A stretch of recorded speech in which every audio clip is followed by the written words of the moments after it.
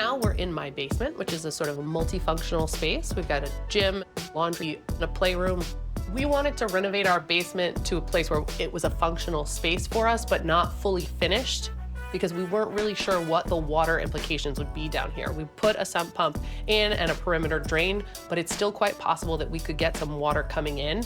In addition to this space, we were renovating the rest of the house, and we wanted to be very mindful about how we spent our money in the basement. That meant that we cut some corners in terms of the look of the space because we were really going for function. So I'd love to talk to Nick today about his basement and kind of some of the upgrades that he could consider making, maybe not an Architectural Digest piece, but a place where he can work comfortably, take calls, and not feel like he's in a dungeon.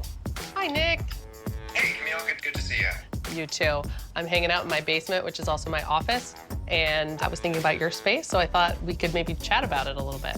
Great, sounds good. Right now, Nick and Hannah are planning to phase this project. There's going to be some time between when that bathroom is complete and when they are able to get the egress window in place and then begin framing of the office/bedroom area.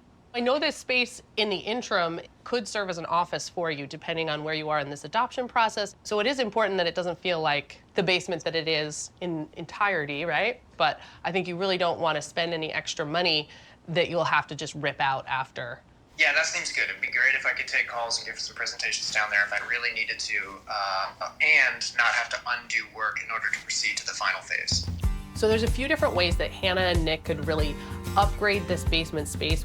Paint is a big one. They could paint the ceiling a dark uniform color, a flat finish. That's gonna really hide the imperfections. We painted the ceiling in a flat black, a little less of a cluttered look up there. Another thing they could do is paint the foundation walls with a waterproof paint, make sure that it's all sealed up and you're not gonna have that exposed foundation that doesn't give you a pleasant work environment. Yeah, that all sounds very good. I like the waterproofing resilience as well. Every bit of insurance makes me feel better.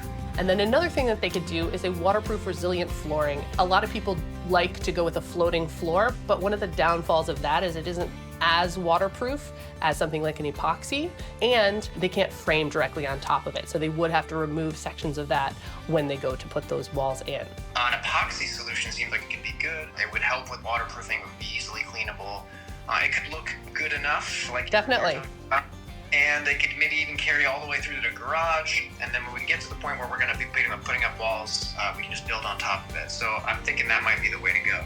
Only item of concern I would have with the epoxy is the VOC. Some of them can be higher VOC, and that'll give you a lot of odor in the house as it's curing. So I would recommend that you go with a lower VOC. It's definitely worth any added cost or any added time.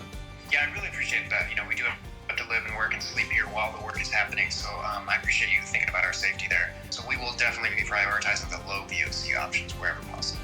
Sounds great. I think it's totally possible to have a hybrid finished basement situation. It's also a cheaper option, which leaves you more budget for the rest of the house, the places everyone's going to see, and you still get that function.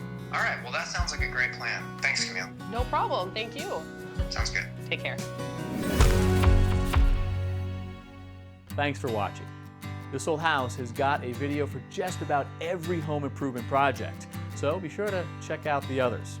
And if you like what you see, click on the subscribe button to make sure that you get our newest videos right in your feed.